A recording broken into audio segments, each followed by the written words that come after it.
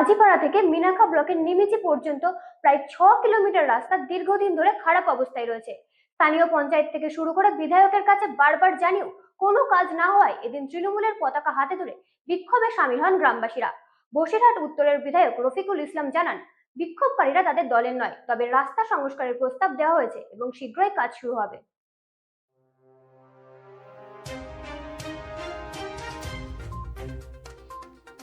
বেহাল রাস্তা সারাইয়ের দাবিতে তৃণমূলের পতাকা হাতে বিক্ষোভ গ্রামবাসীদের। হাসনাবাদ ব্লকের মাঝিপাড়া থেকে মিনাখা ব্লকের নিমিচি পর্যন্ত 6 কিলোমিটার রাস্তার বেহাল অবস্থা। এই 6 কিলোমিটার রাস্তা সারাইয়ের দাবিতে আজ বেশ কয়েকটি গ্রামের মানুষ একত্রিত হয়ে রাস্তা সারাইয়ের দাবিতে তৃণমূলের পতাকা হাতে নিয়ে বিক্ষোভ দেখায়। তাদের দাবি, অবিলম্বে এই রাস্তা ঠিক করতে হবে।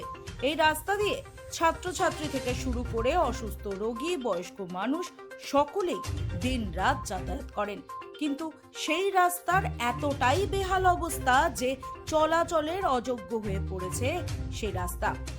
আর এই সমস্যা বহুদিনের।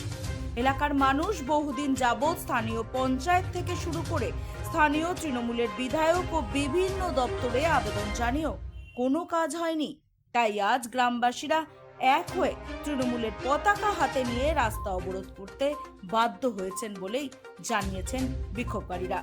যদিও এই বিষয়ে বসিরহাট উত্তরের বিধায়ক রফিকুল ইসলাম বলেন, যারা বিক্ষোভ দেখাচ্ছে তারা আমাদের দলের কেউ না, আমাদের দলের পতাকা ব্যবহার করেছে বিক্ষোভে।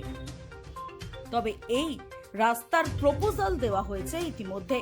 ঊর্ধ্বতন কর্তৃপক্ষের সঙ্গে কথা হয়েছে এই রাস্তা নিয়ে। অবিলম্বে এই রাস্তা সারাইয়ের কাজ শুরু হবে। হাতে তৃণমূলের ঝান্ডা নিয়ে তৃণমূল নেতৃত্বের বিরুদ্ধেই সমস্যার সমাধান না করার অভিযোগ। কি বলছেন বিক্ষোভকারীরা? কেন করছেন?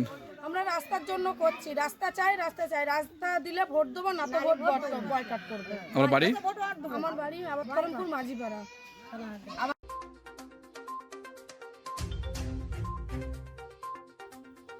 বিক্ষোভকারীরা দলের কেউ না, শুধুমাত্র বিক্ষোভে দলের পতাকা ব্যবহার করা হয়েছে বলছেন বসিরহাট উত্তর বিধানসভার বিধায়ক রফিকুল ইসলাম। হ্যাঁ বলুন। হ্যাঁ, বলছি যে আপনার ভেবিয়া পঞ্চায়েতের মাঝিপাড়ায় ওখানে এলাকার মানুষ বিক্ষোভ দেখাচ্ছে রাস্তা সারাইয়ের দাবিতে, এমনকি তৃণমূলের পতাকা নিয়েই তারা বিক্ষোভ দেখাচ্ছে। তাদের যেটা দাবি, বহুদিন ধরে এই রাস্তা সারাইয়ের জন্য ভেবিয়া পঞ্চায়েতে বলেছে, আপনার কাছে দরবার করেছি, কিন্তু কোনো মতেই রাস্তাটা ঠিক হয়নি। তারপরে আজকে তারা বিক্ষোভ দেখাতে সামিল হয়েছে। এই বিষয়ে কি বলবেন? দেখেন, বিক্ষোভ দেখাচ্ছে কিনা এখনো পর্যন্ত আমার কাছে কোনো রিপোর্ট সেরকম আসেনি। আচ্ছা, আমরা রয়েছি সেখানে। হ্যাঁ, এবার আপনারা যেহেতু বলছেন, আপনাদের কথার নিরিখেই বলছি। হ্যাঁ, যদি কেউ এরকম দেখায়, প্রথম কথা আমাদের দলীয় পতাকা নিয়ে দেখাবে আমার বিশ্বাস নয়। আচ্ছা তারা আদৌ আমার দলের লোক কিনা সন্দেহ হচ্ছে। আচ্ছা হ্যাঁ, আমার একটা সন্দেহ যে সেই লোকগুলো আদৌ আমাদের দলের কিনা। আচ্ছা নাম্বার 2 হলো, ওখানকে যে মেম্বার আছে, রৌপ মল্লিক বলে একজন মেম্বার আছে ওই বুথের।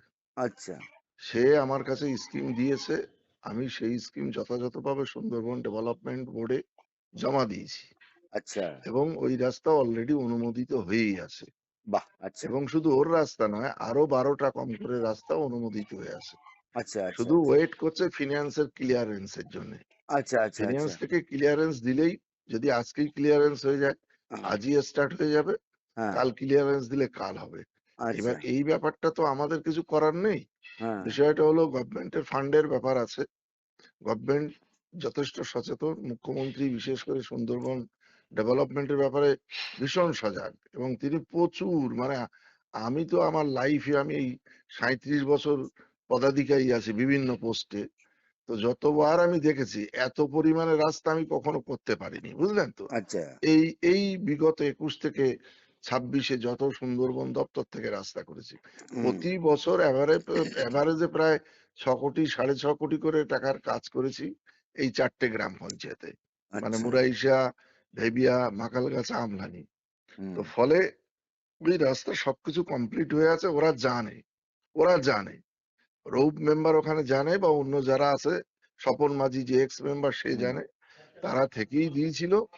তাদেরকে আমি জানিয়েও দিয়েছি যে ওয়েট করো, ফিনান্সের ক্লিয়ারেন্স হলেই সঙ্গে সঙ্গে পেয়ে যাবে। এরপরে কে বা কারা করছে আমি জানি না, বুঝতে পেরেছেন? আচ্ছা আচ্ছা আচ্ছা এইটা আচ্ছা আচ্ছা ব্যুরো রিপোর্ট, রাত দিন নিউজ নেটওয়ার্ক।